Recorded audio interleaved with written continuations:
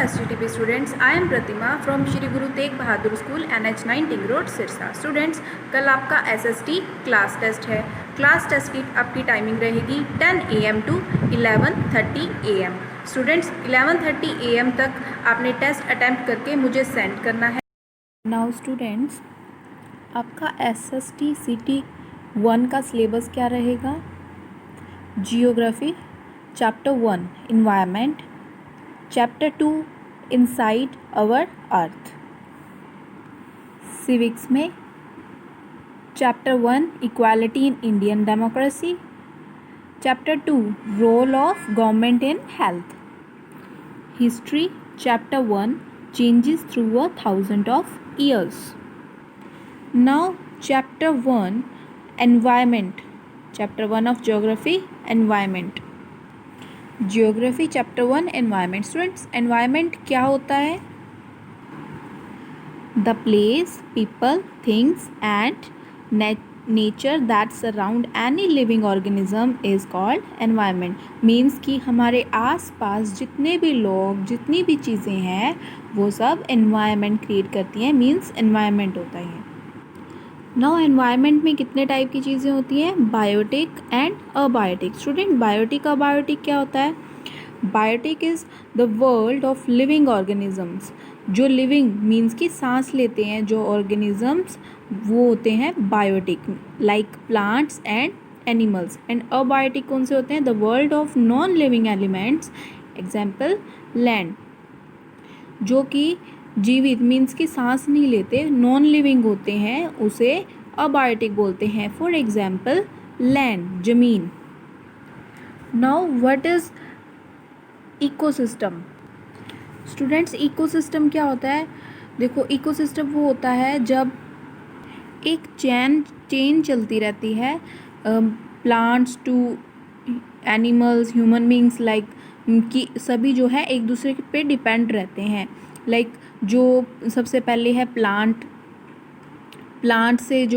जो है हम लोग यूज़ करते हैं, ह्यूमन बीइंग यूज़ करते हैं, है ना। हम लोग प्लांट के बिना, क्योंकि ये प्लांट्स जो है हमें फ्रूट्स देते हैं, वेजिटेबल्स देते हैं, इसलिए जो है हम ह्यूमन बीइंग जो है उसके बिना जीवित नहीं रह सकते। ओके, देन क्या है, हम जो है एनिमल्स को हम डालते हैं।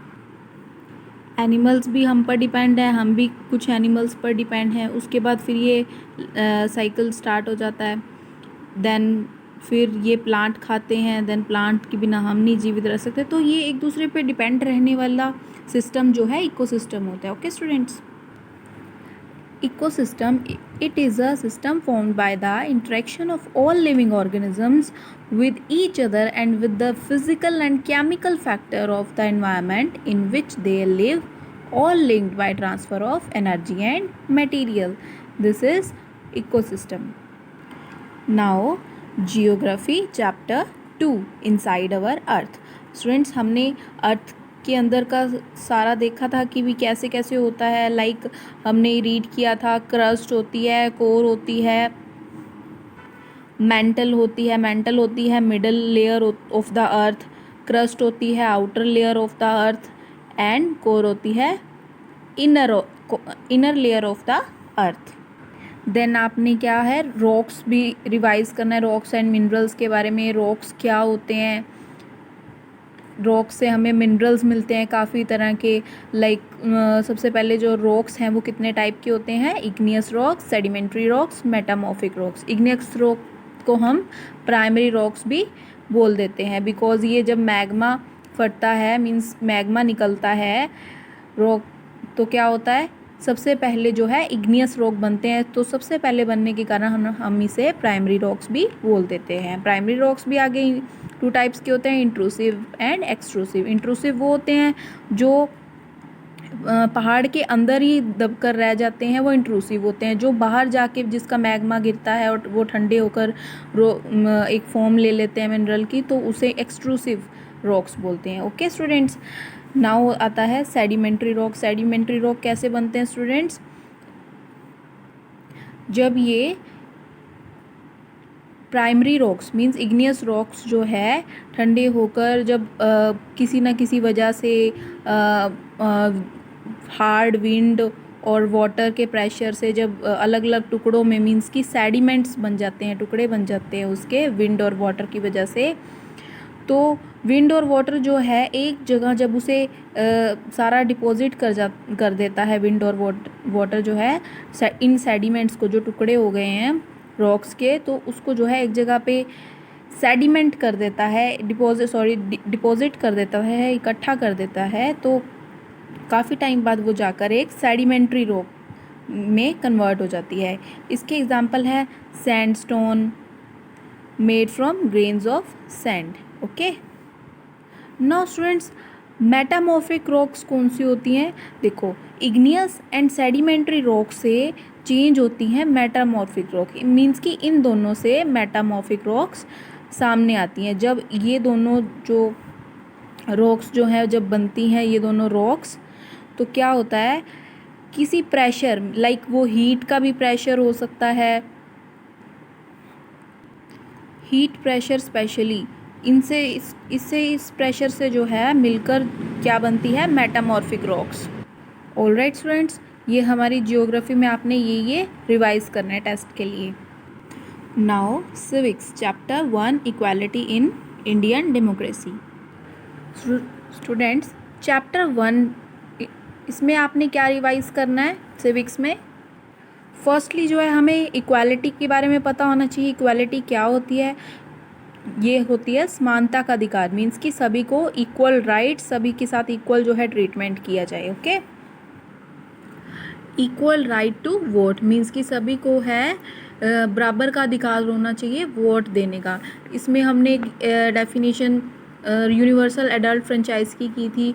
ये यूनिवर्सल एडल्ट फ्रेंचाइज क्या होता है स्टूडेंट्स? मीन्स कि जो भी हमारे इंडिया के पीपल हैं, ऑल पीपल जो भी एडल्ट हैं, उनको वोट करने का राइट हो, means right to vote to all adults of our country. Now students, recognising dignity. अब इसका मीनिंग क्या है रिकॉग्नाइजिंग डिग्निटी का? डिग्निटी मीन्स होता है किसी का मान सम्मान, गौरव, किसी की सेल्फ रिस्पेक्ट जो होती है, डिग्निटी मीन्स होता है। रिकॉग्नाइजिंग मतलब किसी को पहचान बना लेनी कि एक अगर वो उस कास्ट का है तो उसकी ये मान सम्मान करो, तो ऐसा नहीं होना चाहिए, सभी को इक्वली ट्रीट करना चाहिए। हमें किसी की भी सेल्फ रिस्पेक्ट को हार्म नहीं करना चाहिए। ओके स्टूडेंट्स, तो इसलिए रिकॉग्नाइजिंग, किसी की रिकॉग्नाइज नहीं करना चाहिए, किसी की कास्ट या रिलीजन के अकॉर्डिंग उसकी मान सम्मान को रिकॉग्नाइज नहीं करना चाहिए। ओके स्टूडेंट्स, चाहे वो लड़का है तो अच्छे से बिहेव करो, लड़की है तो कि वो क्या काम कर सकती है, तो उस अकॉर्डिंग, उसकी पहचान के अकॉर्डिंग हमें उसकी डिग्निटी ख़राब नहीं करनी चाहिए, हमें उसका मान सम्मान ख़राब नहीं करना चाहिए। तो सभी को इक्वल राइट्स हैं। Okay students, now equality in Indian democracy. Indian democracy में क्या है? The Indian constitution recognises every person as equal. Indian constitution कैसा है? हर पर्सन जो है हमारे इंडिया में इक्वल है। This means that every individual in the country including male और फीमेल, चाहे वो लड़का है चाहे वो लड़की है, वो भी हर कोई जो है इक्वल है। पर्सन ऑफ ऑल कास्ट, हर कास्ट का, हर रिलीजन का, ट्राइब का, चाहे उसने कोई भी स्टडी की है, चाहे वो अमीर है चाहे गरीब है, कोई भी इकोनॉमिक बैकग्राउंड है, उसके आधार पे हमारे इंडियन कॉन्स्टिट्यूशन में सभी पर्सन्स को इक्वल रखा जाता है। Okay students, now chapter 2 of civics, role of the government in health. अब स्टूडेंट्स, हमारी हेल्थ में गवर्नमेंट का क्या रोल है, सरकार का क्या रोल है? सबसे पहले हेल्थ क्या होती है कि मीन्स हमारे इंडिया में जो है कोई भी बीमारी नहीं होनी चाहिए। Now health care in India. Students, India की हेल्थ केयर कैसी है? लाइक यहाँ पे क्या है, यहाँ इंडिया में क्या है, काफ़ी हेल्थ केयर फैसिलिटीज़ है, लाइक हेल्थ केयर सेंटर्स हैं, हॉस्पिटल्स हैं बहुत सारे, काफ़ी सारी लेबॉरेटरीज़ है टेस्टिंग के लिए, एम्बुलेंस है, एम्बुलेंस सर्विसेज है, ब्लड बैंक्स हैं काफ़ी। तो ये जो है हमारी ज़रूरत के लिए प्रोवाइड करवाए जाते हैं गवर्नमेंट के द्वारा। अच्छे क्वालिफाइड डॉक्टर, नर्सेज, तो ये गवर्नमेंट ही जो है मेनली इन्हें लाइसेंस प्रोवाइड कराती है। तो ये हम कम से कम बीमार पढ़ें, इसके लिए काफ़ी अच्छी मेडिसिन और इक्विपमेंट जो है उसके लिए ट्रीट किया जाता है पेशेंट्स को अच्छी मेडिसिन और इक्विपमेंट से।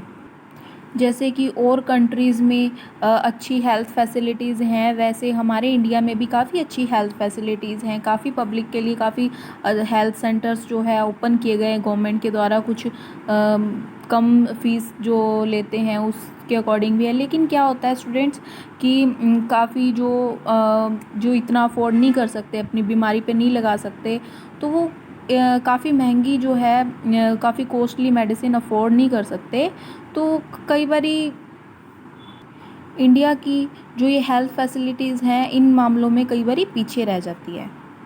इसलिए गवर्नमेंट को क्या करना चाहिए, उन गरीब लोगों के लिए जो है जो अपना इलाज नहीं करवा सकते, इतना पैसा नहीं होता, तो उनके लिए कुछ हेल्थ फैसिलिटीज़ फ्री कर देनी चाहिए या कम से कम फ़ी लेनी चाहिए उनसे, जिससे हमारी कंट्री जो है हेल्दी रह सके। Now history chapter 1 changes through 1000 years.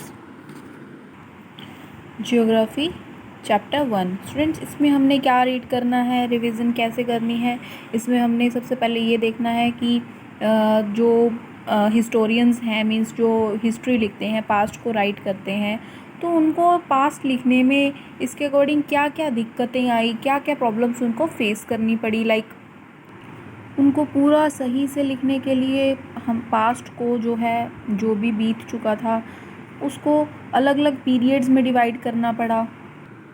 इसमें मिडीवल और मॉडर्न हिस्ट्री में डिवाइड किया इसे, ठीक है। तो इस तरह से स्टूडेंट्स हमने जो हिस्टोरियंस हैं उनकी प्रॉब्लम्स और उन्होंने कैसे डिवाइड किया पीरियड्स को, तो उसके बारे में रिवाइज करना है। Alright students, thank you.